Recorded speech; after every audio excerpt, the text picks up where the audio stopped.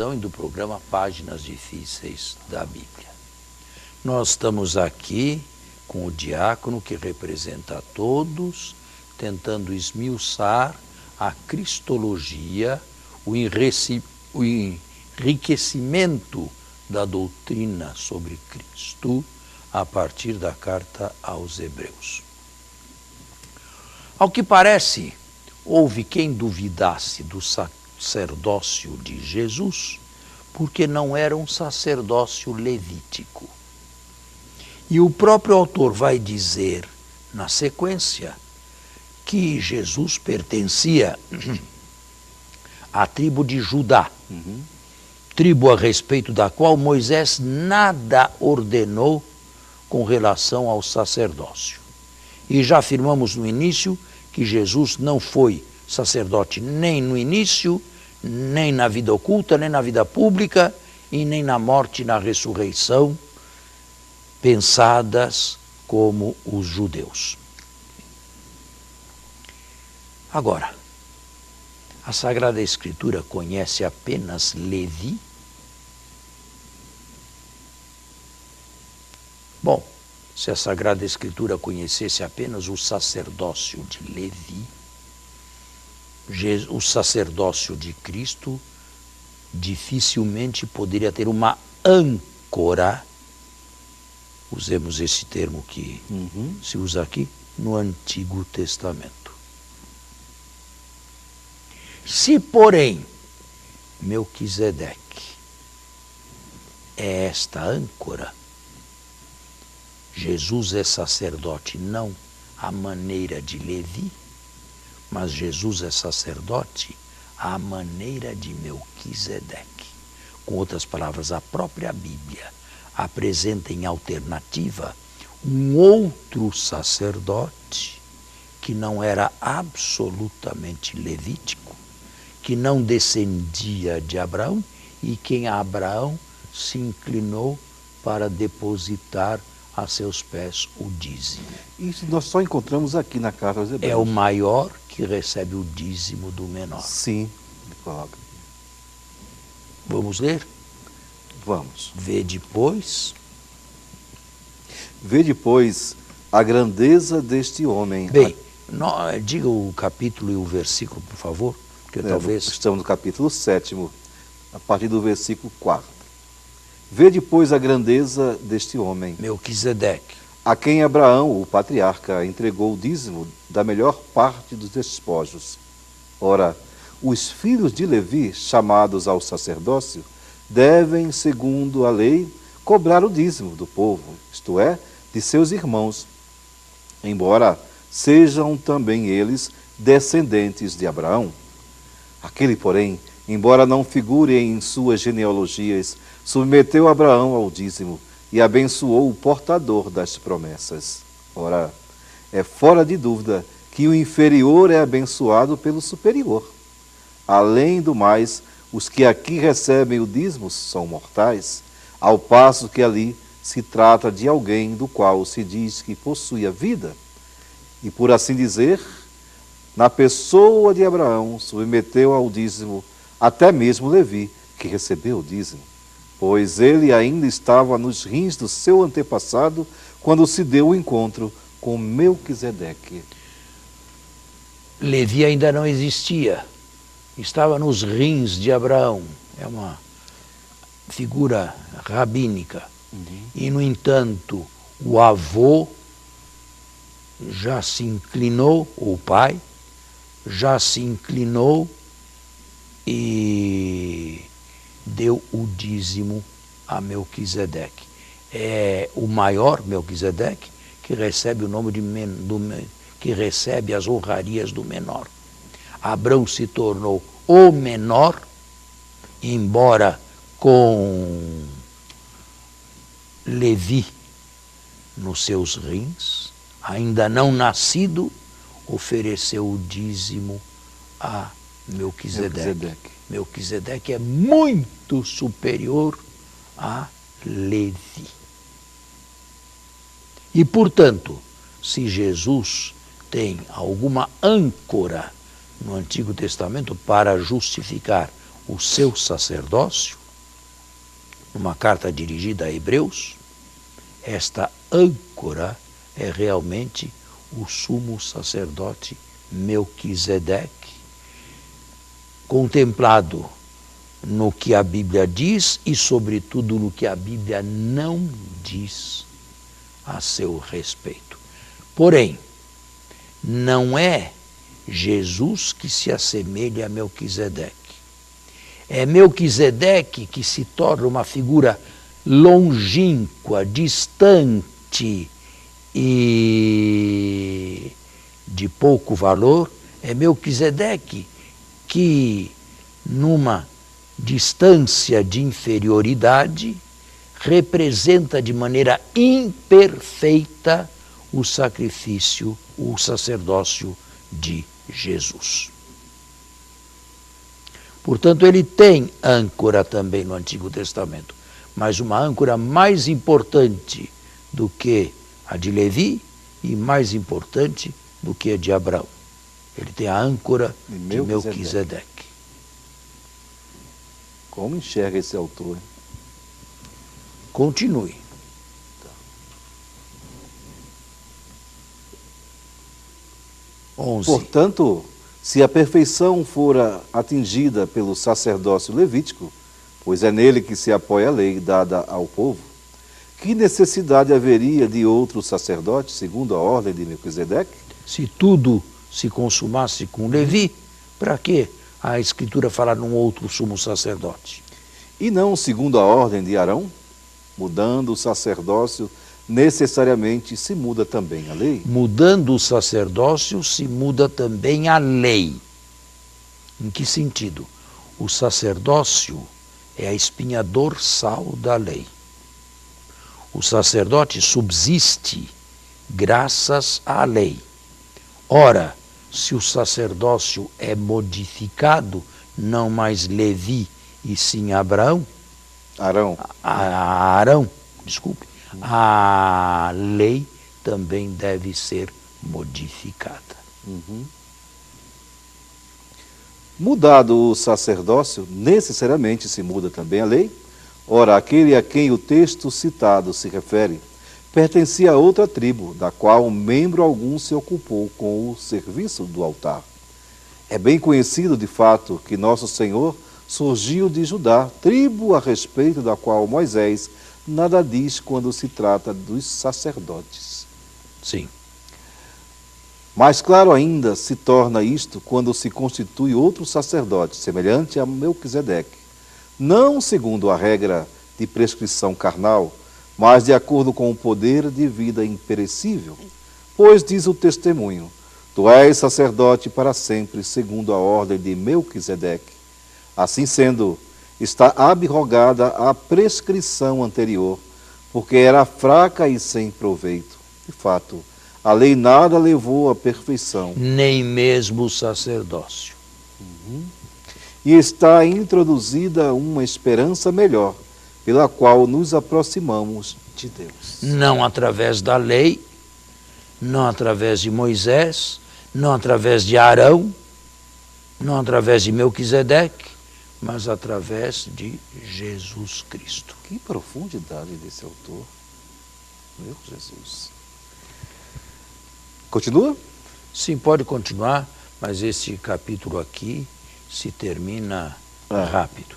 Isso não se realiza sem juramento. No entanto, não houve juramento para o sacerdócio dos outros. Para ele, porém, houve o juramento daquele que disse a seu respeito: o Senhor jurou e não se arrependerá. Tu és sacerdote para sempre. Neste sentido, é que Jesus se tornou a garantia de uma aliança melhor. E, além do mais, os outros tornaram-se sacerdotes em grande número, porque a morte os impedia de permanecer. Ele, porém, visto que permanece para a eternidade, na ressurreição, possui sacerdócio imutável. Por isso é capaz de salvar totalmente aqueles que, por meio dele, se aproximam de Deus, visto que ele vive para sempre para interceder por eles. Continue. Tal é precisamente o sumo sacerdote que nos convinha, santo, inocente, imaculado, separado dos pecadores, elevado mais alto do que os céus. Ele não precisa, como os sumos sacerdotes, oferecer sacrifícios a cada dia, primeiramente por seus pecados e depois pelos do povo. Ele já o fez uma vez por todas, oferecendo-se a si mesmo. A lei, com efeito, estabeleceu sumos sacerdotes sujeito à fraqueza. A palavra do juramento, porém, posterior à lei, estabeleceu o Filho, tornado perfeito para sempre. Bem, e aqui está o primeiro dos aspectos, digamos, particularizados do sacerdócio de Jesus. Ele se prende, e estou resumindo a mais não poder, ele se prende não a Levi, mas ele se prende, tem uma âncora em Melquisedeque. Não visto enquanto estava neste mundo, mas Melquisedeque o representa enquanto está na eternidade, vivo e intercedendo por cada um de nós. Muito claro mesmo. Assim fica claro. Bem, e agora nós vamos entrar, mas temos que fazer um intervalo primeiro. É breve, né? Breve. Nos aspectos mais específicos do sacerdócio de Jesus. Primeiramente, superior a Levi, a maneira de Melquisedeque. Agora, inaugurador de um culto imensamente, infinitamente superior ao culto que se prestava ou que se tentava prestar a Deus no Antigo Testamento. Comece. Vamos ao capítulo 8º. O tema mais importante da nossa exposição é este. Temos tal sacerdote que se assentou à direita do trono da majestade nos céus. Ele é ministro do santuário e da tenda, a verdadeira armada pelo Senhor. Isto é, ele realmente está acima e domina a tenda e o santuário. Com outras palavras, nós já vimos, a tenda é seu próprio corpo glorioso, através do qual chegamos no santuário e entramos no santuário graças a ele. Dito em outras palavras, e talvez mais perto daquilo que os telespectadores creem ou conhecem, Deus é infinitamente distante de nós. Deus é inefável, Deus é absoluto, Deus é inacessível, Deus habita uma luz inacessível e nenhum homem jamais o viu nem o pode ver. O sumo sacerdote terrestre entrava num santuário terrestre, que imaginava ser o santuário celeste, mas não era. E já vimos isto também. Jesus, com a sua morte e ressurreição, foi içado por Deus ao santuário celeste e se tornou a única passagem para nós que deste mundo podemos ir até o trono de Deus, sempre por Cristo nosso Senhor, sempre passando pela tenda. Com outras palavras, dentro da tenda, dentro do evento Jesus, dentro do sacrifício de Jesus, Deus é tudo para nós. Deus é misericórdia infinita, Deus é amor, Deus é compreensível, Deus é tudo. Mas fora de Jesus, Deus é absolutamente inacessível. Inacessível não só para nós, mas inacessível para todos os seres humanos. Nenhum outro nome foi dado debaixo do céu pelo qual os homens devam salvar-se. Certo? Então, com o seu sacrifício e içado à direita da majestade, ele se transformou num caminho que o autor aqui, por analogia ao que se passava no judaísmo do Antigo Testamento, chama de tenda. Só que uma tenda maior e mais perfeita, onde cabem não poucos, não apenas os sacerdotes da antiga lei, que podiam eles apenas ingressar no santuário, mas uma tenda capaz de conter todos, sem distinção de nenhum qualquer, com a condição de que vão ao santuário, ao verdadeiro santuário, à presença de Deus, não importa que vida levem, por Jesus Cristo nosso Senhor. Então, o sentido dessa palavra tenda aqui, É o contexto, corpo do ressuscitado. o corpo do ressuscitado. É porque se transforma num meio, num caminho, alegoricamente falando, claro, Sim. num caminho de atingirmos o verdadeiro santuário, isto é, a verdadeira morada de Deus. Querer buscar Deus por outro caminho é entrar para desvio. É que esse texto me fez lembrar, e com o seu comentário, a 2 Coríntios, capítulo 5, São Paulo faz uma referência. Se a nossa tenda aqui na terra for dissolvida, Aí temos é o no nosso céu, corpo. Aí é o nosso corpo. corpo. Temos no céu uma preparada, não por mãos Mas aí é o humanas. corpo glorioso. Já, São Paulo quer outro dizer, sentido. não a tenda de Cristo, não o corpo de Cristo, mas o nosso corpo, já glorioso, já de uma certa maneira por causa de preparado no céu por causa de Cristo. Isto aqui é importante. E importante para todos aqueles que não são cristãos. Sabe? A mediação necessariamente passa por Cristo. E aqueles orientais que buscam a Deus através da ascese, através da subida, aonde chegam? E que influenciam também, né? Muita gente aqui no Aonde Ocidente. chegam?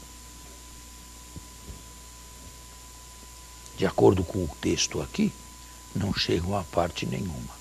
É como se alguém quisesse andar por cima do globo terrestre e andaria. Aonde chegaria? A lugar nenhum. É globo.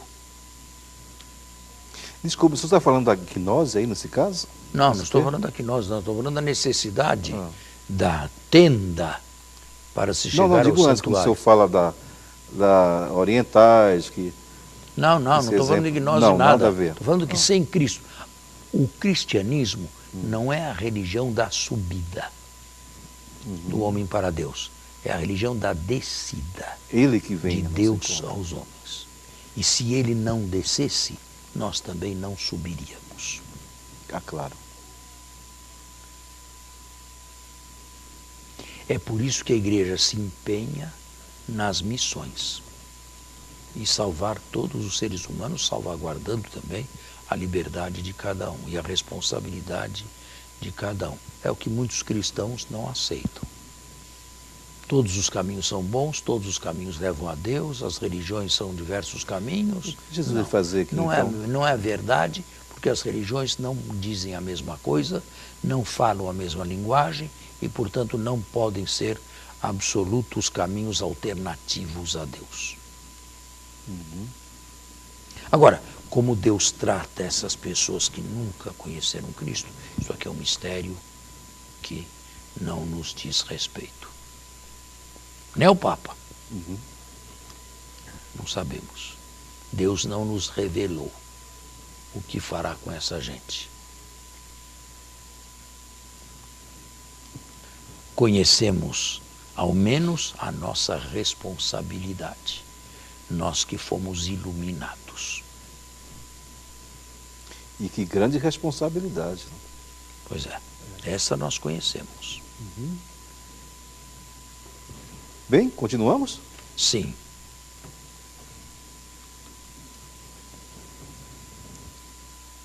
Bom, o versículo aqui, na verdade, Aonde você está? no capítulo 8º, Versículo?